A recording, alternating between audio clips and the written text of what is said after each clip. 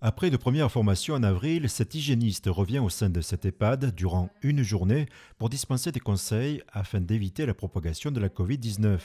Le département a pris en charge le financement de cette formation auprès du personnel. Il se questionne, il s'interroge, est-ce que j'ai bien fait les choses? Est-ce que je suis partiellement responsable, alors que ce n'est pas le cas, de cette situation? Donc pour nous, c'était essentiel en termes d'efficacité et en termes aussi de soutien à ces intervenants que l'on puisse poursuivre cette formation sur les bonnes pratiques et surtout une formation qui se fait sur site, en situation réelle. La formation se déroule en 3 temps: observation, préconisation auprès de la direction, puis par petits groupes, délivrer des conseils fondamentaux et pratiques, comme éviter de croiser les élastiques des masques afin qu'ils appuient correctement sur le visage, laisser sécher le gel hydroalcoolique avant de toucher quoi que ce soit. Une école d'infirmière, une école d'aide-soignant, une école de kiné.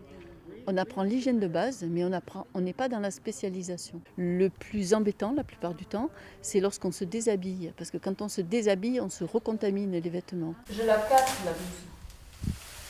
Je retire les gants par l'intérieur, comme ceci. Et ça, je viens à la poubelle. J'ai pas de gants, je suis propre.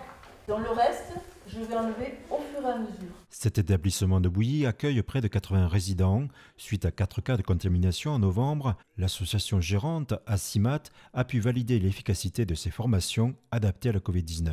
Ce qui nous a permis de mettre en place les mesures qu'on avait étudiées avec l'hygiéniste justement lors de la première formation, pour bloquer l'épidémie, et ça a été une réussite. Le département a étendu même l'intervention épicière pour les services à domicile, puisqu'il y a eu des tutoriels de mis en place. Ces formations se déroulent dans un contexte où, pour des raisons psychologiques, familles, animateurs peuvent à nouveau se rendre dans ces établissements. C'est des rendez-vous, c'est dans une pièce spécifique où on demande tout de même de conserver le masque et la distanciation sociale. Il est préconisé que les familles fassent un test antigénique également avant de venir voir leurs proches. La quasi-totalité des établissements ont adhéré. Il nous semblait évident que les établissements pour handicapés, les établissements de l'enfance et les services d'aide à domicile auprès des personnes âgées pouvaient aussi très utilement être intégrés dans cette action. Donc c'est ce que nous allons faire. En tout, 84 établissements au bois vont bénéficier de ces formations sur mesure menées par des hygiénistes.